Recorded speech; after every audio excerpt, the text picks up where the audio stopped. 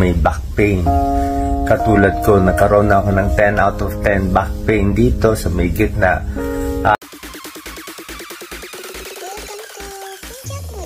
Welcome back sa Wheel Health Tips. Magandang araw po sa inyong lahat mga kababayan.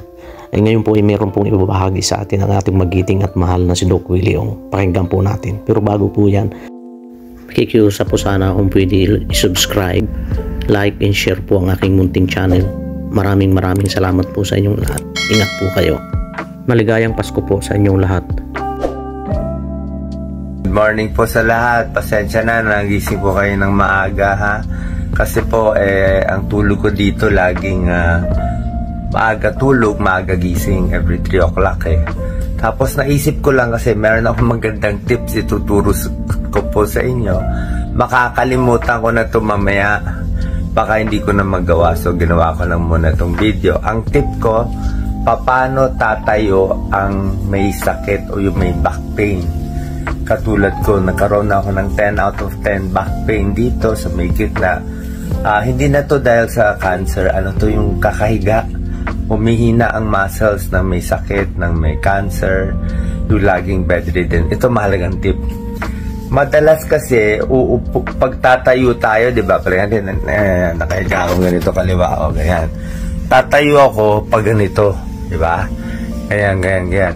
So araw-araw pag ganito ako tumatayo, pag ganito ako humihiga, ang tulog ko nakakanan lagi. Pag ganun pala, yung mga muscle na ginagamit ko, lagi sila nai-strain, napapagod sila. Kaya ang gagawin ko ngayon, minsan, pag masakit na likod ko, iikot na siya dyan sa kabila. Sa kabila naman ako umiikot.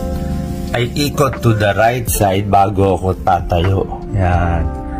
Pasensya na po na medyo nanginginig kasi yung kamay ko, hindi ganun ka-stable. So, ganun po.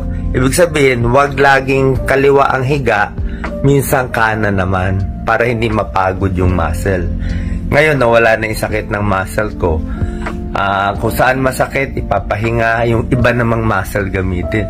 Minsan sa pagdumi, sa pag-iri din. Pag-iri kasi madalas nakaganyan yung kamay ko, nakababa. Nakatukod dun sa toilet, sa may toilet bowl. Kakatukod ng tukod, sumakit dito, nagka-gas-gas pa sa may puwetan. So, dapat gagawin nyo, iibahin nyo yung position. Okay? Tsaka sa pagdumi, napakahalagang tips. Sa anal fissure, yung masakit, yung mga sakit ko, mga 10 out of 10 pain, dapat lang po, relax lang. Huwag ipitin ng dumi, relax lang. Mental, i-relax yung pagdumi, i-relax yung pagbuka ng puwet para paglabas, hindi sobra-sobra sakit. Masakit pa rin pero magiging mas masakit pag inipit nyo yung dumi. Okay? Pero syempre, for anything else, seek medical advice from your doctor. Yung mga nagtatanong sa akin, chemo po chemo days ko. Pero I'm getting better, I'm getting fatter. And yung timbang ko, 2 chemo na lang. Actually, iniintay ko na lang yung mga side effects to, nilalabanan natin. Salamat po sa dasal.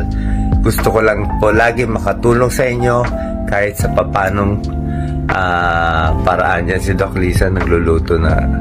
So, I sleep at try ko mga 8 or 9. I wake up 3 a.m. lagi. 3, 4 a.m., 5 a.m. Diyan pumapasok yung mga mensahe ng Diyos. Katulad ngayon.